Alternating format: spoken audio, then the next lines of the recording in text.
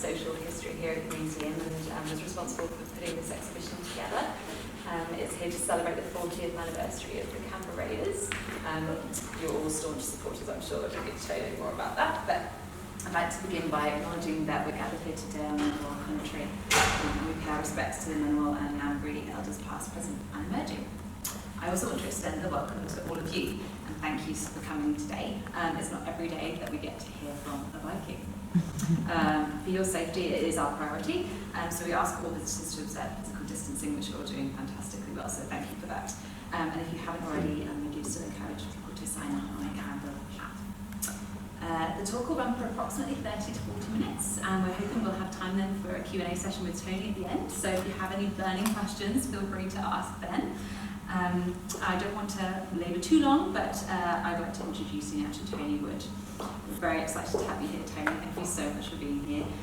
For those of you that aren't sure, Tony is the very beloved mascot for Canberra Raiders, Victor the Viking. If I call you Victor, Tony, I'm really sorry. I'm sure you get that all the time.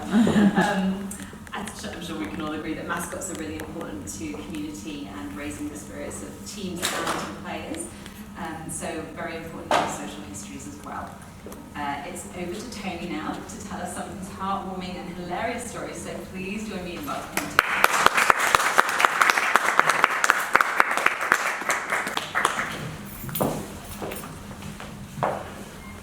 Well, thank you very much. First of all, just a big thank you to CMAG for the exhibition, for putting it together and celebrating the memories of this great club for the last 40 years. If you've walked around and saw the exhibition, it's a great exhibition. I remember growing up as a kid in Braidwood, and which is, everyone's been to Braidwood, and going through to Braidwood, coming through to Braidwood on the school, we used to have excursions, and they used to be to a museum or the War Memorial over here in Canberra. And coming back from the museum back to Braidwood, every single kid said, weren't those people old? So how do I feel now? I'm an exhibition at a museum, I'm feeling really old. Well, ladies and gentlemen, my name is Tony Wood, and I'm 56 years of age. And I started the Raiders Mascot at the age of 17. I've done the mascot for the 39 years of the club. I missed out on the first year, but that will all be explained shortly. But the word smile is defined in the dictionary as indicating pleasure, a favour, or amusement. This is what Victor has done for the last 39 years, is create smiles on people's faces, and that's what I've tried to do, and that's what I'll always continue to do. The story of Victor started on the 13th of June 1982, when my first away game was to Lidcombe Oval down in Sydney against the Magpies.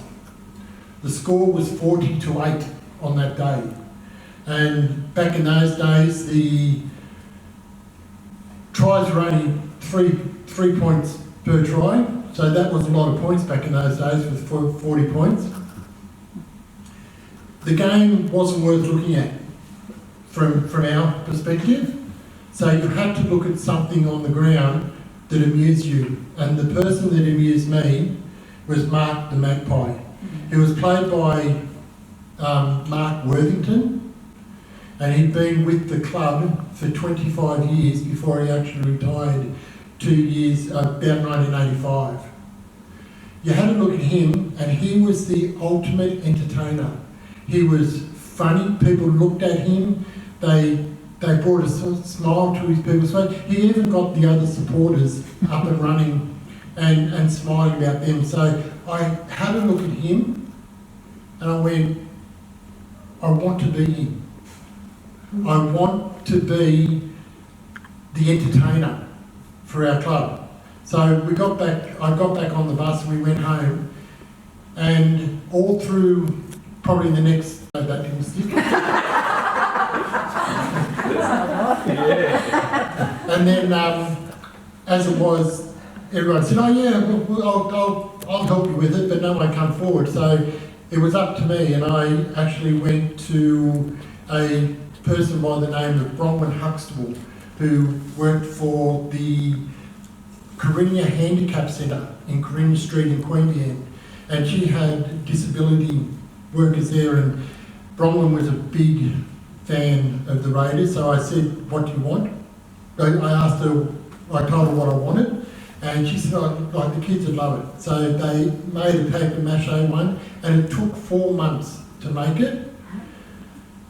And yeah, it was good. So I remember making it, and then I said, okay, look, I've got to ring up John McIntyre, I've got to ring up the Raiders to see if they'll let me do it, because they didn't know that I was doing it. I did it all on my own back. So I rang up the Leeds Club, and I wanted to speak to Les McIntyre, the founding father of the Raiders, and they let me have a meeting with him.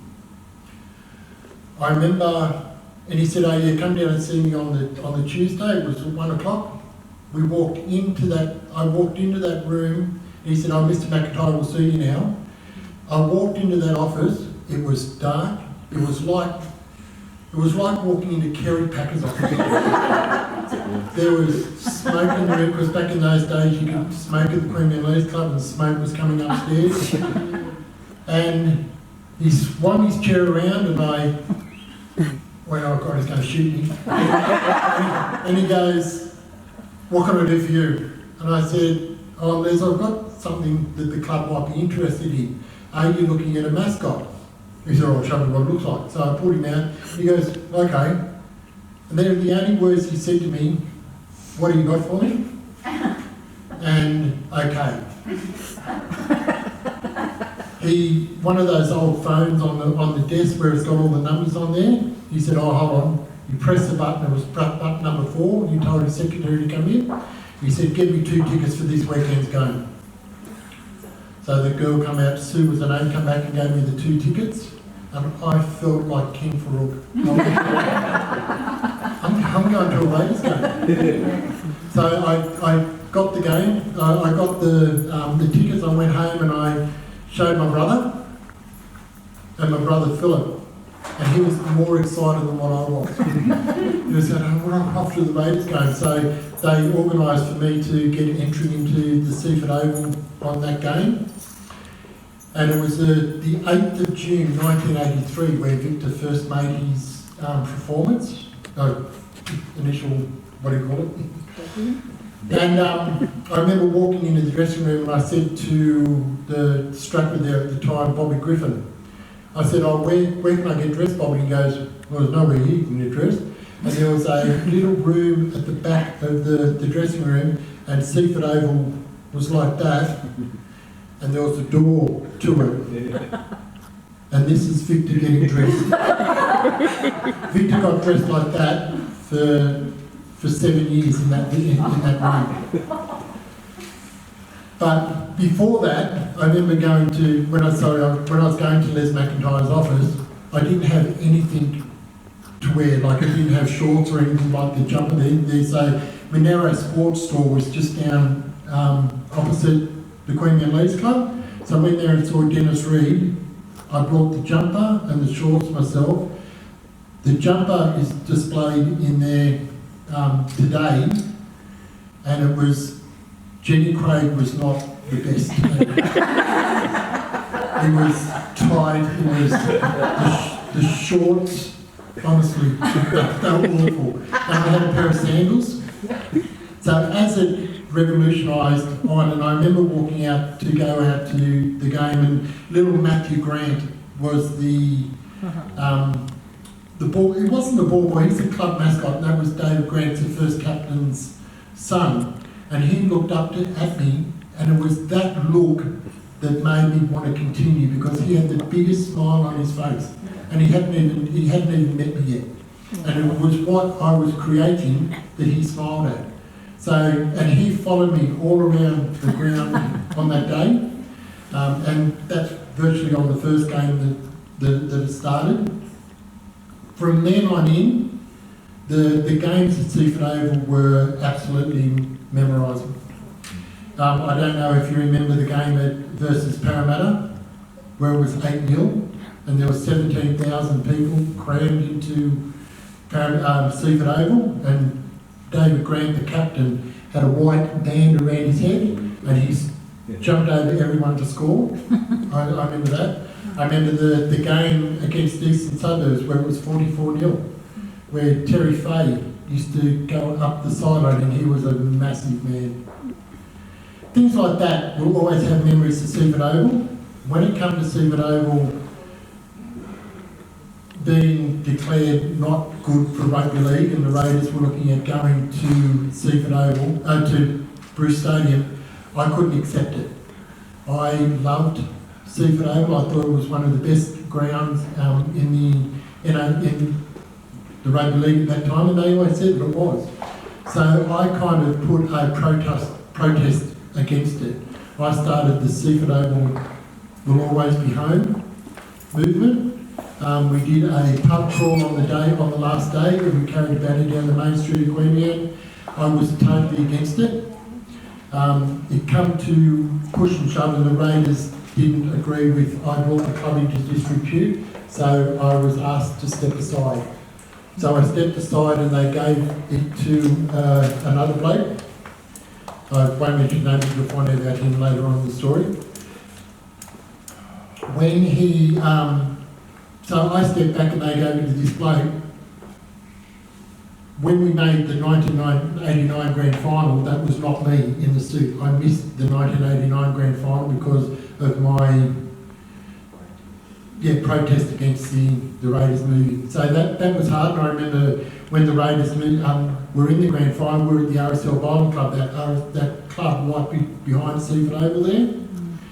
We were sitting in there, we were just went absolutely mad. And we went out to the airport, we joined in every single one of you in the euphoria there, but deep down inside you could have hit me with a knife, because that was the ultimate, to be a mascot or a supporter, like each one of you, love to make a grand final. That's the ultimate, and I missed it. So I had to get over that. This bloke didn't work out, so the Raiders asked me to come back.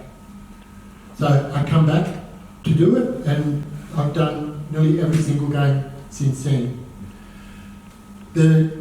As you can see by the outfits that have come along the journey with me, the next one here, this one here, was made by the people who made the fiberglass bottles for the War Memorial. Kelvin was his name. That's got a little bit of hair. I don't know if the hair's there, but it's got a hat with hair on it that you put on. That was pretty ugly. This is the 1994 grand final, the one that I wore in there. That one had the horn taken off when we were doing the lap of honour after winning the grand final. So when we hit back the grand final at the airport, who remembers being at the airport to see the team come back from the grand finals? Victor was missing a horn.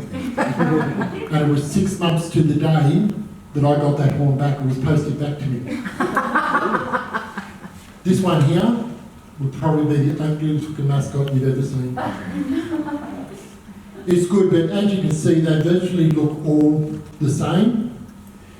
This one here was the one that I was wearing, and it probably means a lot special to me because I've worn it with every single one of my daughters being born. So that was lovely. The Super League, when Super League came into it, that was a very hard moment for the club overall, but for me, I kind of stood back and I didn't care. You didn't care where the Raiders played. It was, you still had to go and see the Raiders play, so I didn't care if it was Super League. And I'll let you in on a thing that when, between 83 and 97 with Super League, I didn't charge the Raiders. I didn't go on the payroll, I didn't get paid for it. I paid for all the lollies because this character I created. It wasn't the Raiders that created it. So I paid for everything, the lollies that I threw out, everything. But when Rupert Murdoch came along, he said that every single person had to be on the books. So he offered me $200 a game to pay, and I said, that's great, I don't want it, but I had to be on it. If I wanted to stay with the Raiders, I had to take the $200 a game. To this day, and it's still nearly 20 odd years later, it's still $200 a game. that's because I'm exactly the same as you. So it's not, I'm not in it for the money. The Super League mascot that Murdoch created was an absolute joke. Who can remember Paul? There was a big muscle man that they decided to do the big muscle man. I remember the launch at Parliament House in Canberra. Well, he come out and I went, oh shit. He had muscles on him the size of my legs. And what they gave me was an outfit that was Big Bird on steroids. Can anyone remember it? And all it was a helmet, and it had a little thing over my face here. Going from 83 to 97, I always had my face covered, and I can put the suit on and I change. Ask my family, I change and I become the character. But with this, my face was shown, and I could not do it. It was very hard. One of the things that happened, one of the funny things that happened was that the promotions team of the Raiders decided to do fireworks. But they decided, I had a sword back in those days, and they decided that every time a try was scored, they would attach a firework to it, light it, and I would stand there and go like that. Well, they did the first one, it worked perfectly. Oh, the crowd would go mad, and they thought it was great. Well, the second one they lit, they just tied it up, lit it, and as soon as they lit it, went off. Well, I chucked it, and when I chucked it, the firework came up at me. So they would not let me through fireworks from then on in. Moving on to all the grand finals. Going to a grand final, the 90, the 91 and the 94 grand finals, I was just a representative of you, the average supporter, because I am the average supporter I've got the best seat in the house. I was out there on the ground. I got to see it close up, but you got to see exactly the same thing that I saw. Coming back into Canberra was one of the best things at the airport, and the euphoria that it created just by winning one team, a group of 13 blokes, was absolutely amazing. The 1994 grand final was probably the best one out of the two Penrith ones, the Canberra ones, because of the Mal Meninga story that happened. Going forward from that, probably one of the worst things that I've encountered with the mascots is the introduction of Victor Jr. Victor Jr. was a NRL idea. He's looking at me now. They said that we're going to promote, do all the mascots up again. And they asked me, because I was a long-standing mascot, they asked me for my ideas, and I said it had to be movable, it had to be lovable, it had to be friendly, they had to do it by itself, because there's nothing worse than a mascot walking along with a minder beside it, it takes it away from it. So it arrived, and they knocked on my front door at home, and they said, oh, we've got your new suit here. I said, oh, just bring it up the vacuum, mate. They said, no, it needs two people to lift it. It was huge. I could actually put the suit on, take my hands off, and go like that. The face was that far away from me, I could not see from where I was going. So when it was introduced to the crowd didn't like it. I went to walk around the thing and everyone's yelling at me going, sit down, bring back the old Victor, boo, here. And it hurt me, because people didn't know that it was me inside it. They thought it was someone else. Because the way that the Raiders promoted it, they said that Victor is retiring it and he's giving it to his son. they didn't know that I played the father and the son. So I got halfway around there and I was sick of the booing and cheering, so I walked off and I never wore that suit again. It was something that I created. I could not have the name Victor associated with it. So that was the end of Victor Junior. So, and then the Raiders, the current one that I wear now is the one that went on from straight after that one, and that's my absolute favourite. That's the one the kids love. That's the one the kids smile at.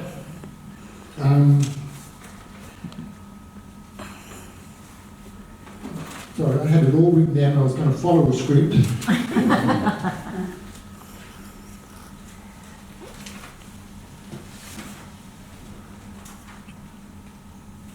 I'm just going to forget that now. Being the mascot is my life to me. I can't say that it's it lets me run my life. My family probably think it does, but nothing in our house gets chucked out with the Raiders stuff on it. So we've got a special room downstairs.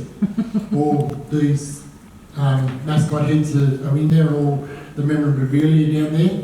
In the bushfires last year, they evacuated where we were, and I've always told the kids, if anything happens, you're right to grab the Raider stuff and put it all in the car. I was away when we got evacuated. They needed 4 cars to do it.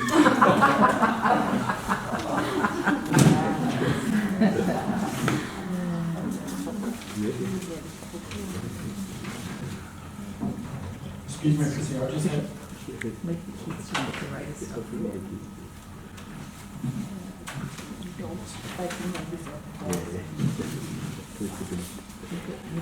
Probably one, here it all is.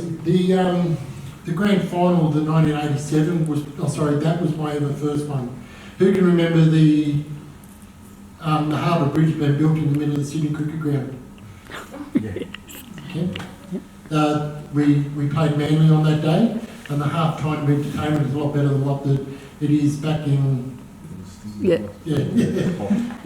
So, I remember that being built. I remember the euphoria still coming back to Canberra, and I think that's where the Canberra supporters finally realised that Canberra had a team after the 1987 grand final, because the 5-year plan that Don Ferner had put together, because there was a 5-year plan, that was finally starting to come into play. Belinda Carlisle was a great memory of mine in Super League. What's his name? Rupert Murdoch wanted all the paraphernalia and all the high profile singers to do it in Super League, and they organised Belinda Carlisle to come into Bruce Stadium by helicopter. No. And she arrived down there and they had model and stand up at the front, looking out the front window. He was lovely. The Bronco is too fast to catch because he's a horse. No, all the others don't. I didn't like the Tiger. I don't know why, but I stayed away from him. I don't. They know and they respect me for my longevity of doing here, but we don't go around because they're all paid actors. Yeah.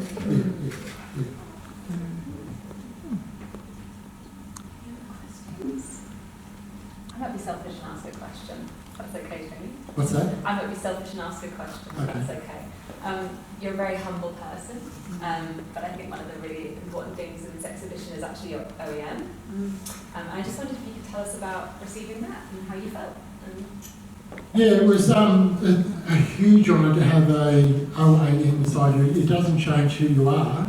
It probably recognises what you do. I think each one of you in life have done probably something special, but they've recognised me. When I got it last year, they sent you out a text or a message probably about 6 months before it's announced, you've been nominated, do you want to accept it? So So I remember going out to my wife and going, "What's this? What's this?"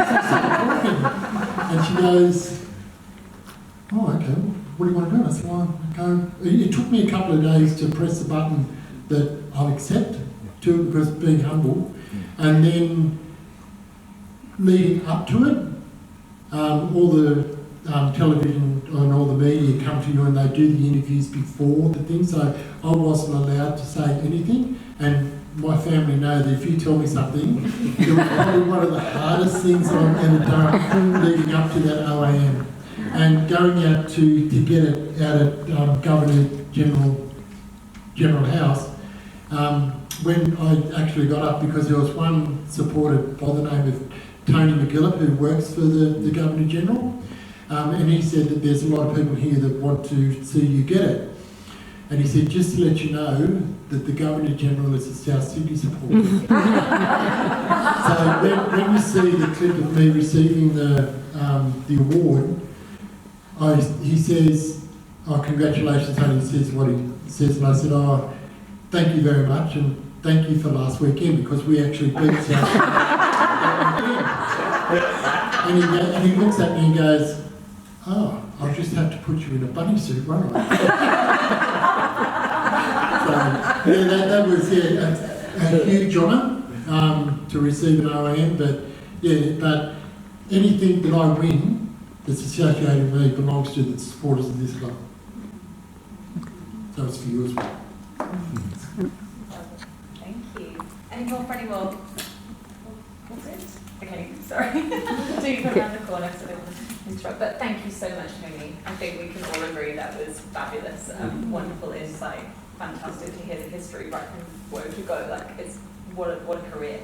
And something you didn't necessarily think you might be doing, I suppose, for 40 years. What's that? It wasn't necessarily something you were thinking you might be doing for this amount of time. No. Looking back in 1983, running out there to little Matthew Grant, I didn't think that 2022 I'd be still standing here with an OAM, still wearing the suit, and be recognised for something that I don't want to be congratulated on. It's just, yeah, it's very humbling. There's a lot of players that still don't know who I am. True fact that we were at a golf day probably about 2 months ago, and Jordan Rapiner was there, and he was said to Paul Walsh said to him, "Oh, Jordan, do you know who that bloke is?" He goes, "No." I walked over to him. They said, "Oh, that's Victor." He said, "Oh, you're kidding me. He's old."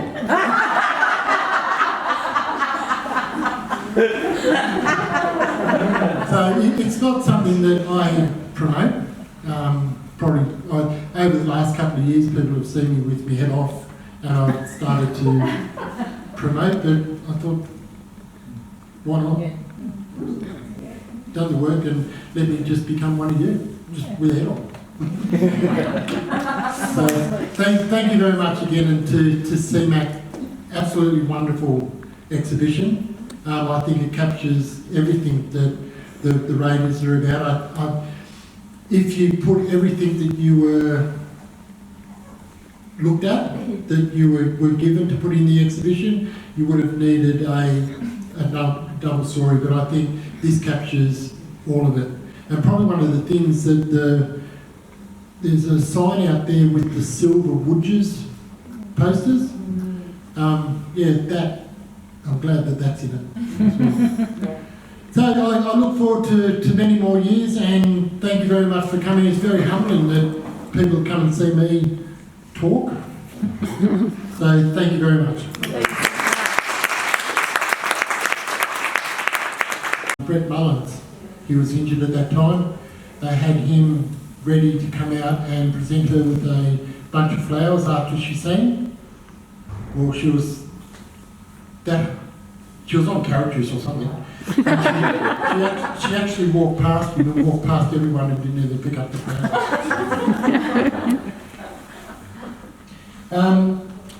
Birthday visits.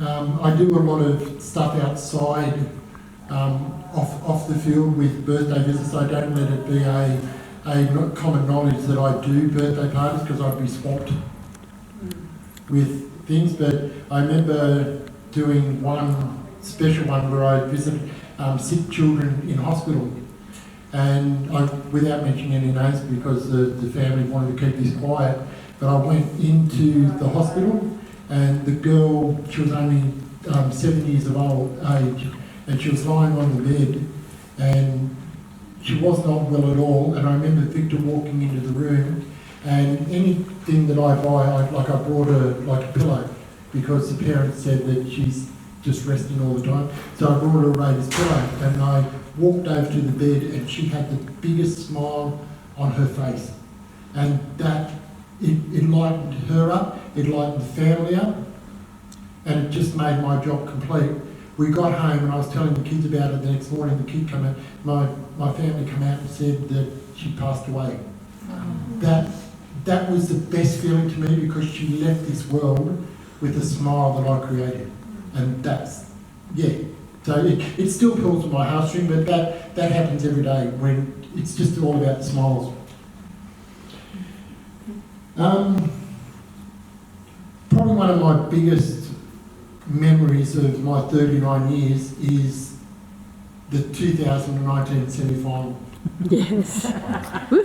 at Canberra Stadium. To see 24,000 people and the euphoria and the culmination of all our hard work pay off, and just to see the excitement when Papali jumped over for that try was absolutely, it would make any non-Raider supporter smile. When we come to the end of the game, I said to myself, I was screaming inside the head, and I give myself a headache.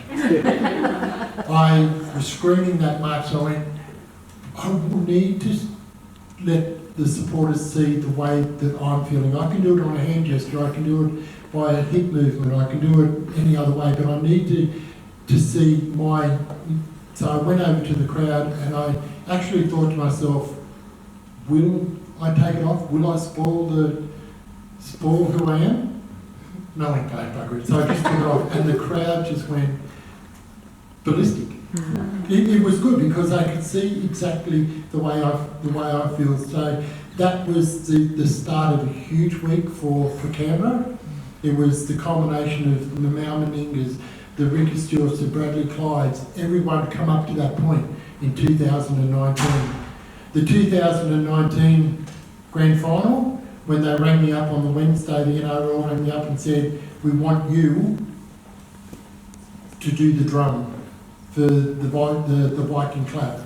That was one of the best moments I've ever had, because the Viking clap was created by the club, and it's one of the most unique sporting things that's ever happened in either rugby league, soccer or sport in Australia, this Viking clap. It joins everyone together, it's great.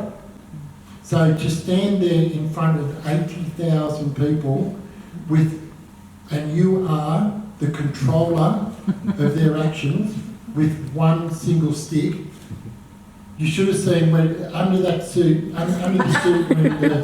when I was hitting, I was bawling my eyes out.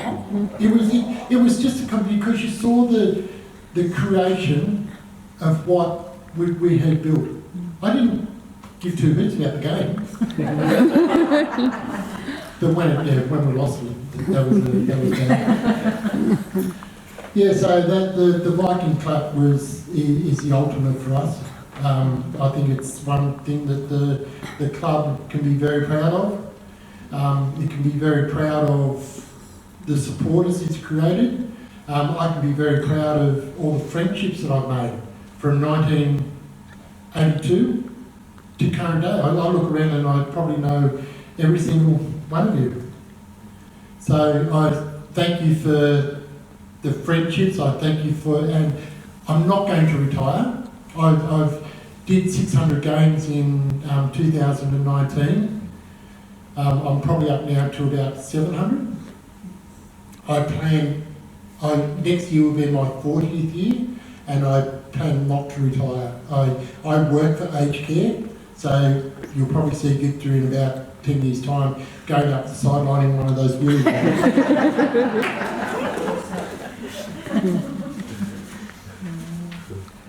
So virtually that's the story of Victor. 39 years of my life, 39 years of creating smiles for people. I thank you. Oh, sorry, the other big highlight was the life membership that the Raiders have given me. To be a life member and to be known as a Raider for the rest of my life is a great big honour. There's not many people that have done that. Yeah, virtually, I could go on. I had it all written down, so I'm sorry that it's all seemed muddled to you, but the whole 39 years has been a combination of a lot of fun, a lot of kicks in the groin from kids.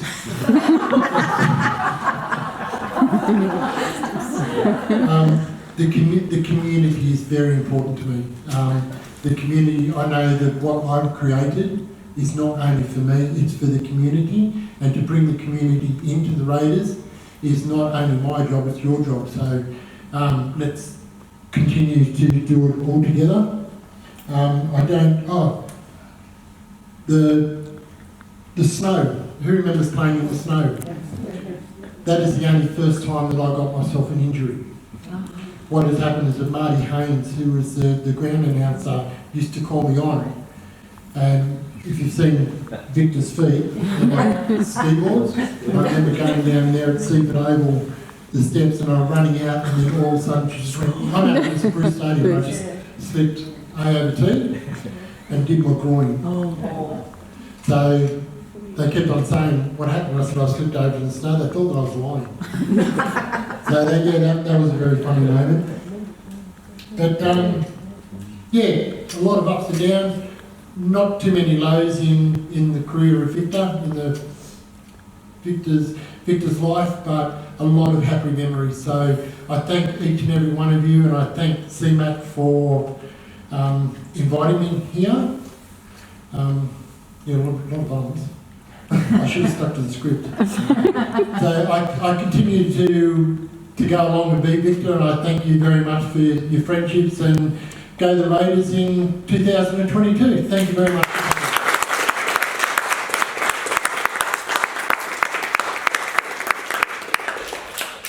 I think we're going to see if there are any questions for you, Tony, if that's okay. Does anybody have anything they'd like to ask? You haven't mentioned your sister. Yes. Oh, and you're not a relative, are you? Velda coming into it was probably a long time in the making, and it should have happened a lot sooner than what it done, because women have been playing and following rugby league for years. So I'm very proud of the club and the rugby league for bringing the female part into it, and with the ladies competition look like starting next year, that's going to be an ultimate. The lady who plays Emily is Velda is an absolute charmer of a lady. But the only thing that she is, because when I got introduced and I met her, she said to me, I said, oh, what do you do? And she said, I'm a professional dancer. And I said, okay, one thing, you don't come in anymore. Emily said, just to have the lady aspect in it, great, because it's just not a male-dominant sport, it's a female sport as well. So thanks for bringing that up. And I think I had Velda written down here, but if I follow the script, I would have found that. So who actually came up with the name of Victor the Viking? Me. Yes, okay. We just had a look at it, and I sat down and, because I didn't like the word rugby, and I went Viking, VI, Victor. It had to be something that was friendly. I don't own the name, by the way. The Raiders own the name. So but it's in my thing with the Raiders. We haven't got a written contract. But if I ever leave and I retire, Victor goes with me. It's only because I don't want to I don't want to hand it over to anyone else. And they ruin it. They probably do a better job than I did. But I want him to come with me, so they can just do their own. So yeah, no, Victor's mine. Do you ever run in with another mascot? Or verbalise, or... Yeah. No, they're all pretty good. Like all the other mascots in the Sydney clubs are with Actors Equity, and they're allowed on there for 20 minutes and off 20 minutes because they're not allowed to sweat up too much. Where I will get on it for at 1 o'clock and still be in there at 5. I'll come off Red Raw, but Reggie Rabbit was probably one of my favourites. Reggie, we formed a partnership. It was the first Reggie. Yeah, little one. Yeah. He used to come up, and he used to come up for the weekend with all his mates, and we'd have a drink at the RSL Bowling Club. And back in those days, we used to have a couple of drinks.